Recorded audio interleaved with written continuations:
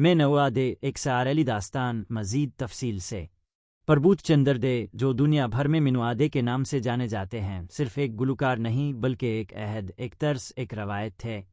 ان کی آواز میں وہ جادو تھا جو پتھر کو بھی موم کر دیتا تھا، وہ درد تھا جو دلوں کو چیر دیتا تھا، اور وہ مٹھاس تھی جو روح کو سیراب کر دیتی تھی۔ ان کی زندگی ایک راگ کی طرح تھی، کبھی اونچی کبھی نیچی، لیکن ہمیشہ ایک خوبصورت اور مکمل آہنگ بنائے رکھتی تھی۔ 1 مئی 1919 کو کلکتہ میں پیدا ہوئے منوادے کی موسیقی کی ابتدائی تربیت ان کے چچا کرشنا چندر دے سے ہوئی۔ کرشنا چندر دے ایک معروف موسیقار اور گلوکار تھے جنہوں نے منوادے کو کلاسیکی موسیقی کی بنیاد ڈالی۔ یہی بنیاد آگے چل کر ان کے گائیکی کے سفر میں سنگ میل ثابت ہوئی۔ لیکن منوادے صرف کلاسیکی گائک نہیں تھے، ان میں ہر طرح کے گیت گانے کی مہارت تھی۔ رومانوی، غمگین، شوخ، مذہبی، ہر رنگ ان کی آواز میں نکھر کر سامنے آتا تھا۔ انہوں نے موسیقی کی مختلف اصناف میں اپنی مہارت دکھائی اور یہی ان کی عظمت کا راز ہے۔ 1940 کی دہائی میں منوادے بمبے، ممبئی آئے اور فلم انڈسٹری میں اپنی جگہ بنانے کے لیے جدوجہد شروع کی۔ ابتدا میں انہیں زیادہ مواقع نہیں ملے، لیکن ان کی قابلیت، محنت اور لگن نے آخرکار انہیں کامیابی سے ہمکنار کیا۔ انہوں نے مایوسی کو اپنے قریب نہیں آنے دیا اور اپنی محنت جاری رکھی۔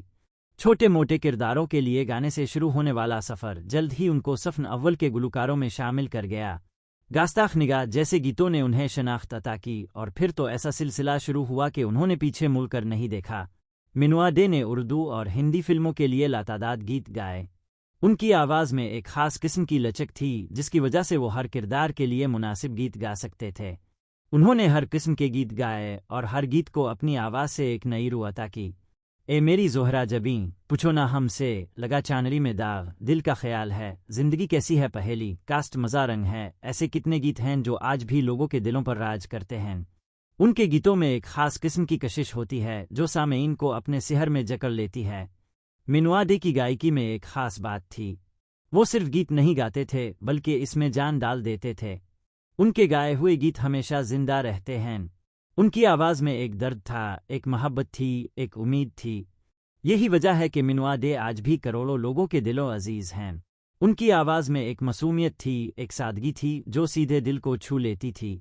منوادے کو متعدد ایوارڈ سے نوازا گیا جن میں پدم شری، پدم بھوشن اور دادا صاحب پھالکے ایوارڈ شامل ہیں، لیکن ان کے لیے سب سے بڑا ایوارڈ عوام کی محبت تھی جو ہمیشہ ان کے ساتھ رہی۔ انہوں نے ہمیشہ عوام کو اپنی موسیقی سے جوڑا اور عوام نے بھی انہیں اپنے دلوں میں ہمیشہ جگہ دی۔ منوادے 2013 میں اس دنیا سے رخصت ہو گئے، لیکن ان کی آواز ہمیشہ ہم میں زندہ رہے گی۔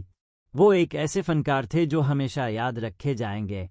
ان کی گائیکی ایک سارلی داستان ہے جو ہمیشہ ہمیں موسیقی کی عظمت کا احساس دلاتی رہے گی۔ ان کی میراث آنے والی نسلوں کے لیے ایک مشعل ہے۔